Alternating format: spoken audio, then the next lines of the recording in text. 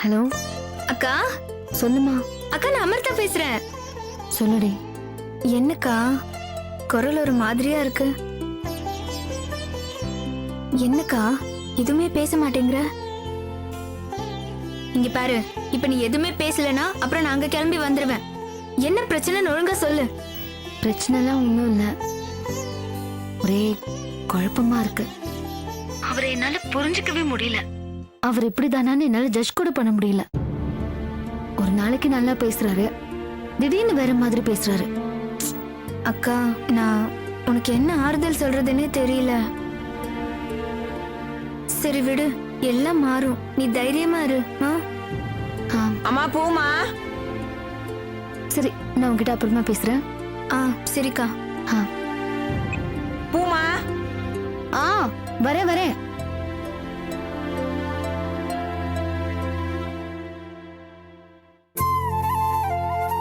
நான் ஊருக்கு போயிருந்தேன் தாயி. என் ஆத்தாளுக்கு உடம்பு சரியில்லை. நீங்க தான் எங்க ஐயாவோட 2வது மருமகளா? என்னம்மா பாக்குற? நான் தான் ரொம்ப வருஷமா பூ கொடுக்கறேன். ஐயா கிட்ட கேட்டேன், என் மருமகளை பாருன்னு சொன்னாங்க. 2வது பையனுக்கும் கல்யாணம் ஆயிடுச்சு, எந்த மருமகளை பாக்கட்டும்னு கேட்டேன். வேதவல்லிய பாருன்னு சொன்னாரு. நீதான் வேதவல்லியா தாயி? ஆமா. பாக்க நல்லா மகாலட்சுமி மாதிரி இருக்க. இந்த வீடு நல்லா ஐஸ்வர்யமா இருக்கணும்.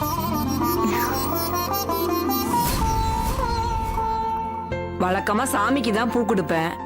இப்ப தலைக்கு சேர்த்து 5 முழம் கொடுக்கட்டுமா? கொடுங்க. இந்தம்மா. இந்த தாயி, எப்பவுமே வார கடைசியில தான் காசு வாங்குவோமா. ரொம்ப நாள் கழிச்சு வியாபாரத்துக்கு வந்திருக்கேன். போனி உன் கையால காசு கொடுமா. வியாபாரம் நல்லா ஓடட்டும். எவ்வளவு ஆச்சு? 120 ரூபா ஆச்சு. நீ எவ்வளவு இருக்கோ அதை கொடுமா. சரி, ஒரு நிமிஷம்.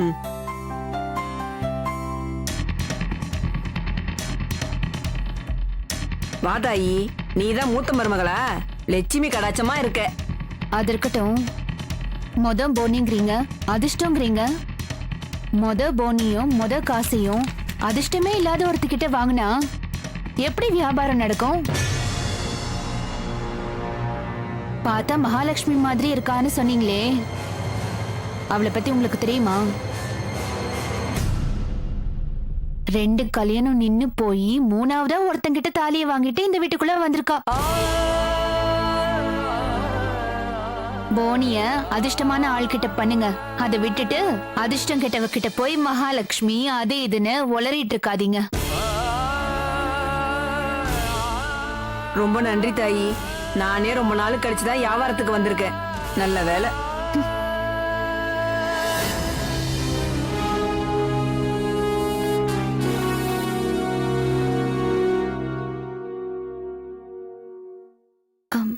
இதுல 150 ரூபாய் இருக்கு.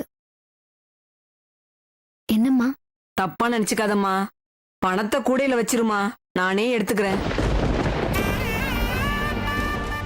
ஒருத்தர் அதிர்ஷ்டம் இல்லைன்னு தெரிஞ்ச பிறகு அவங்க கையால காசு வாங்க கூடாது தாயி.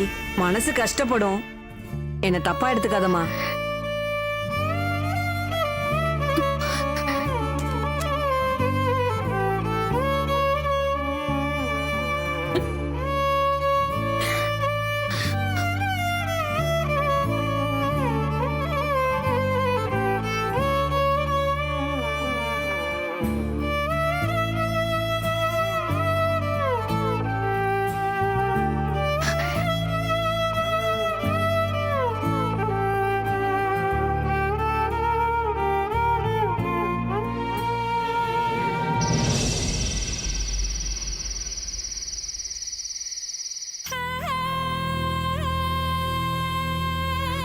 நம்ம புது பிரான்ச் ஓபன் பண்றோம்ல, அதுக்கு ரிப்பன் கட்டிங் நீ தான் பண்ற. ஃபர்ஸ்ட் சேல்ஸ் நீ தான் பண்ற, பில்லிங்கும் நீ தான் பண்ற. இன்விடேஷன்லயும் உன் பேரை முதல்ல போட சொல்றேன், சரியா?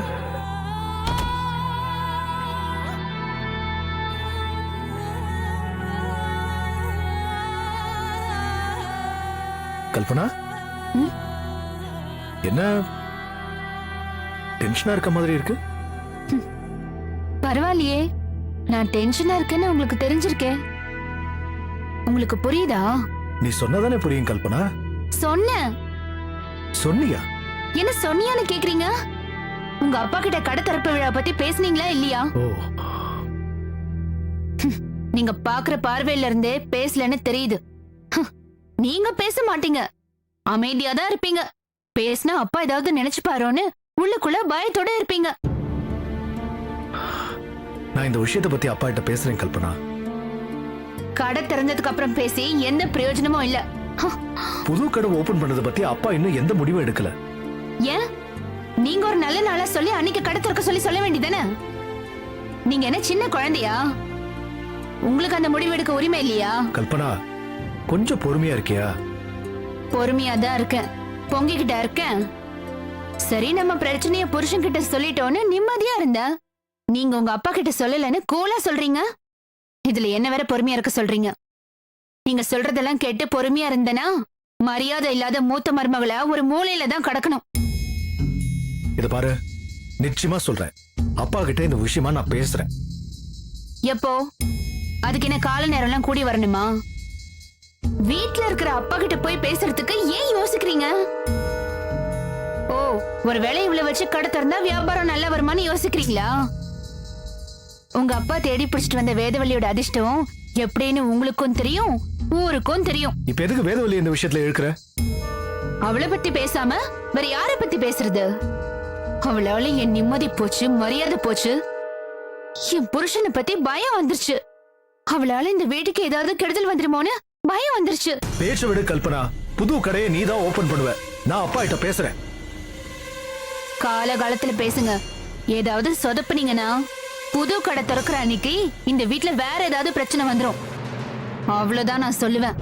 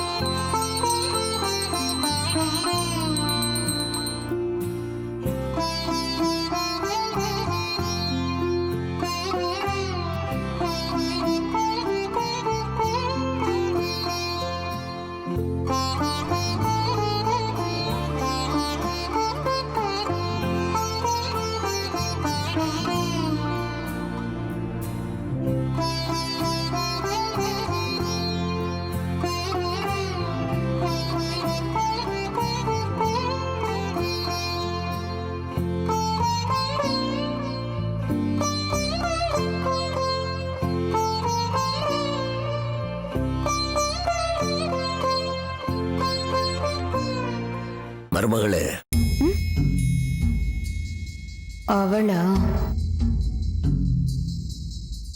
இன்னைக்கு கடையில புது கணக்கு துவங்க போறேன். உன்னோட கையால சாவி எடுத்து கொடு.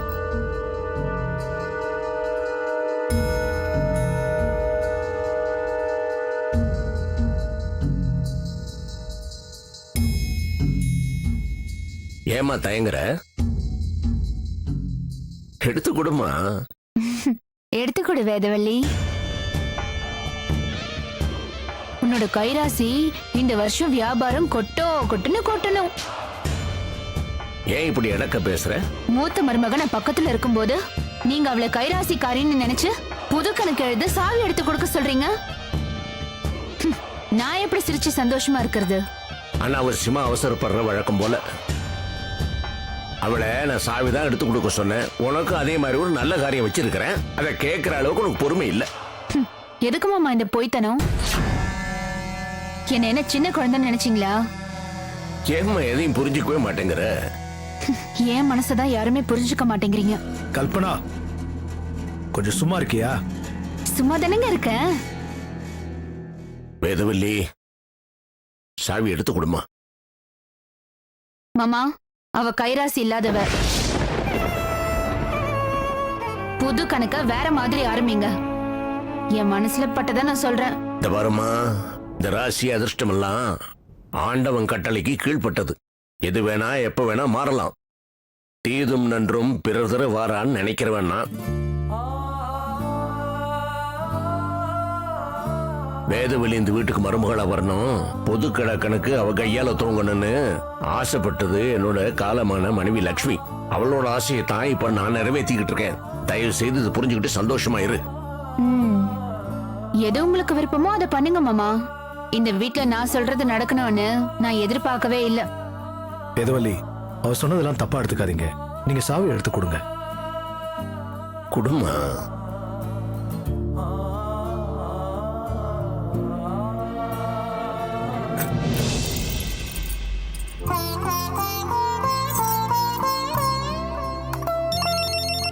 பாரு, நல்ல சுகனம், மணி அடிக்குது.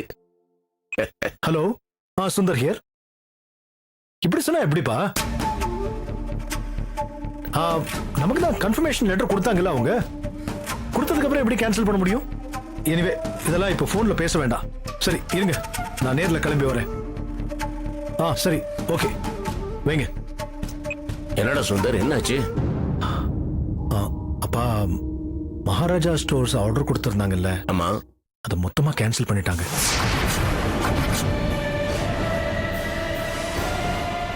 கேன்சல் ஆயிருச்சா? என்னடா சொல்றேன்? டேய், அவரை நம்பி நான் நிறைய கமிட்மெண்ட் எல்லாம் பண்ணிருக்கேன்டா. இப்ப கேன்சல்னா என்ன அர்த்தம்? 20 லட்சம் ரூபாய் நஷ்டம்.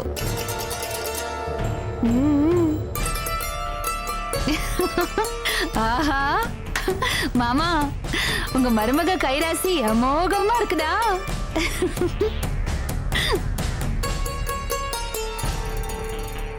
சாவியை எடுத்து கொடுத்த அடுத்த செகண்டே 20 லட்சம் ரூபாய். புது கணக்குல மொத கணக்கே நஷ்ட கணக்கு.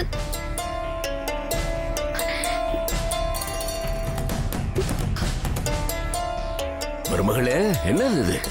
இப்ப என்ன ஆயிடுச்சுன்னு கண் கலங்குற? இது ஒரு பெரிய விஷயமே இல்லம்மா. இதுக்காக அழுதுட்டு இருக்கிற? வியாபாரத்துல இதெல்லாம் சகஜம்மா. ஒரு போனால லாபம் வரும், இன்னொரு போனால நஷ்டம் வரும். இது பாரு, இது மெஷின் வியாபாரமா. இன்னைக்கு இல்லைன்னா நாளைக்கு வித்துக்கலாம். பலகாரமா கெட்டு போறதுக்கு. மாமா, நஷ்டங்கிற வார்த்தை உங்க வாயில தானே வந்துச்சு. இது நஷ்டம் தானே உங்க கடையில வேலை பார்த்த எனக்கு தெரியாதா? உனக்கு ஒண்ணும் தெரியாது. பல வியாபாரங்கள் நஷ்டத்துல ஆரம்பிச்சு பெரிய லாபத்துல முடியும். அதெல்லாம் என்ன தெரியும் உனக்கு?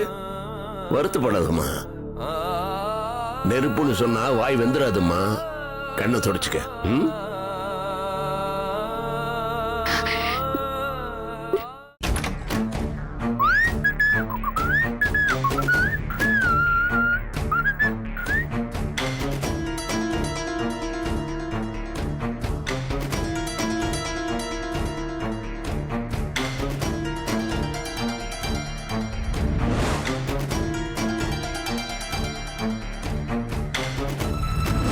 இனிமேல் இந்த ரூம் உள்ள வராதீங்க.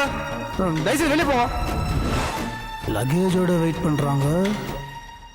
அன்னைக்கு ஓவர் ஆக்டிங் பண்ணனால கோச்சிக்கிட்டாங்களோ. ஐயோ, பாக்குற பார்வையே ஒரு மாதிரி இது. அப்பாட்ட போட்டு கொடுத்துட்டாங்களா? சும்மா ஆக்ட் பண்ணணும்னு சமாளிச்சிடலாம்.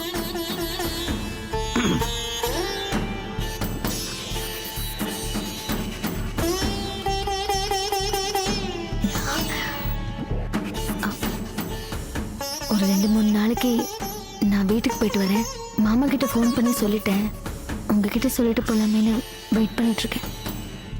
ஏங்க, நீங்க கோஸ்ட் வீட்டுக்கு போற அளவுக்குலாம் ஒன்றும் நடந்துடலங்க. பாருங்க, ஏதோ நான் வந்து வேற ஒரு மூட்ல இருந்தேன்.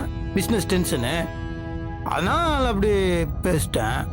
என்ன ஓனாய் ஆட்டுக்குட்டிக்கிட்ட ரொமான்ஸ் பண்ணுது? உங்களுக்கு தான் என்னை பற்றி தெரியுமே. நான் வந்து உங்களை மாதிரிலாம் யோசிச்சு சிந்திச்சுலாம் பேச தெரியாது. என் மனசில் என்ன போடுறது டப்புன்னு வாயில் வந்துடும். இல்லைங்க, நான் ஏதாவது தப்பாக பேசினேன்னா கூட சாரிங்க. ஐயோ, என்னங்க பெரிய பெரிய வார்த்தையெல்லாம் பேசுறீங்க? உங்களுக்கும் எனக்கும் நடுவில் சண்டை இருக்கிறதால நான் என்னைக்குமே நினைச்சதே இல்லை. சண்டை வர்றது சகஜம் தானே.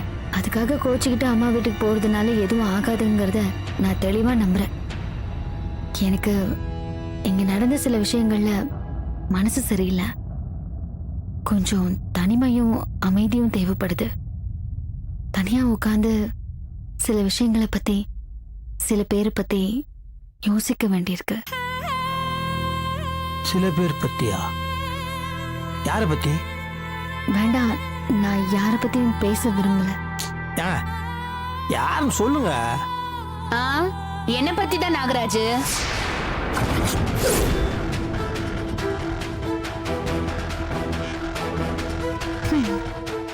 நான் சொல்றது கரெக்ட் தானே வேதவள்ளி? தனியா உட்கார்ந்து என்ன யோசிக்க போற? என்னை எப்படி பழி வாங்கலான்னு யோசிக்க போற, இல்ல என்னை இந்த வீட்டை விட்டு எப்படி துரத்தலான்னு யோசிப்ப? ஏங்க அப்படி சொல்ல வரலன்னு மட்டும் சொல்லாத. நீ நாகராஜ் கிட்ட பேசினதெல்லாம் நான் கேட்டுட்டு தான் இருந்தேன். உன்னை ராசி இல்லாதவன்னு சொன்னதுனால தானே உனக்கு என் மேல கோவம்.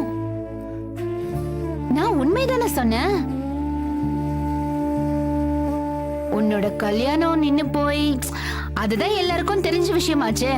இதுல என்ன ரகசியம் இருக்கு?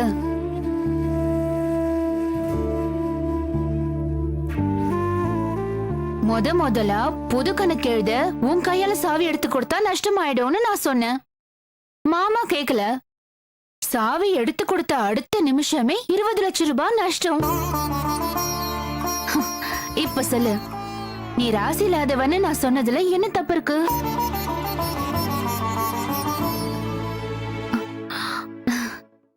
நீ எப்ப பேசாம நிக்கிற நாகராஜ்? நான் சொன்னது உண்மைதானே? வேதவழி ராசி இல்லாதவ தானே?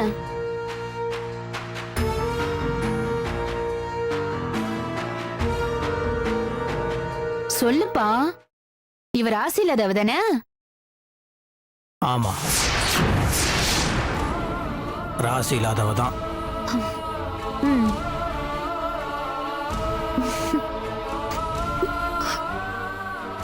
உங்க எல்லாரையும் பொறுத்த வரைக்கும் வேதவள்ளி ராசி இல்லாதவா தான். ஆனா என்ன பொறுத்த வரைக்கும் மகாலட்சுமி.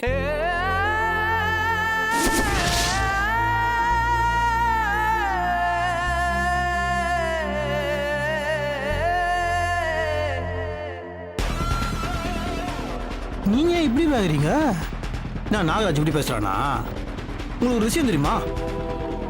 கல்யாணத்துக்கு முன்னாடி வரைக்கும் நீ என்ன பேர் இருந்தது தெரியுமா?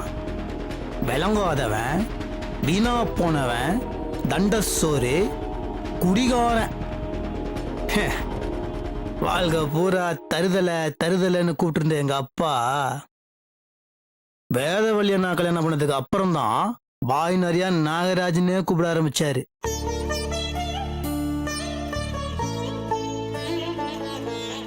உன்னை பெத்ததுக்கு எனக்கு பெருமையா இருக்குன்னு எங்க அப்பா சொன்னாரு. உனக்கு என்ன வேணாலும் நீ கேள்றான்னு ஒரு ஒரு குழந்தை கிட்ட பாசத்தை காட்டுற மாதிரி எங்க அப்பா மேல பாசத்தை காமிச்சாரு. எந்த பாசத்துக்காக நான் ஏங்கினோ, எந்த மரியாதைக்காக நான் ஆசைப்பட்டனோ, அது எல்லாமே எனக்கு வேதவள்ளியை நான் கல்யாணம் பண்ணதுக்கு அப்புறம் தான் கிடைச்சது. அண்ணே, நான் பெருசா படிச்சதெல்லாம் கிடையாது. ஆனா என்னைக்கோ ஸ்கூல்ல சொல்லி கொடுத்தது லைட்டா ஞாபகத்துக்கு வருது. இந்த மைனஸும் சேர்ந்தா பிளஸ்ன்னு வாங்க. உங்களை பொறுத்த வரைக்கும் வேதவள்ளி மைனஸ், இந்த வீட்டை பொறுத்த வரைக்கும் நான் மைனஸ். இந்த மைனஸும் ஒன்னா சேர்ந்ததுன்னு வச்சுக்கோங்களேன், பிளஸ் தான், சரியான பிளஸ்.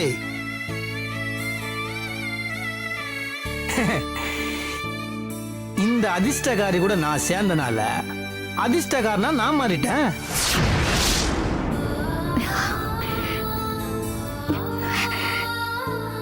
அண்ணே, நான் இப்ப சந்தோஷமா இருக்கிறேன். முதல்ல இருந்ததை விட ரொம்ப ரொம்ப சந்தோஷமா இருக்கிறேன். இதுக்கு மேலே சந்தோஷமா இருப்பேன். அதனால இன்னொரு தடவை இந்த மாதிரி தேவையில்லாம வேதவழி அதிர்ஷ்ட கெட்டவ அப்படி இப்படின்னா பேசிங்க வச்சுக்கோங்களேன், நான் ஒரு மாதிரி கெட்ட பையன் வேண்டாம்.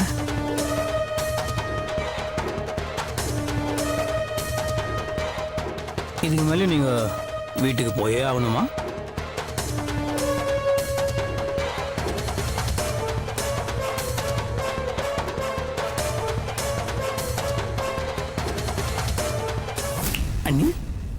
ஒன்றும் இல்லை, நான் உங்க மேல ரொம்ப மரியாதை வச்சிருக்கிறேன். அதை தேவையில்லாம கெடுத்துக்காதீங்க. ம்?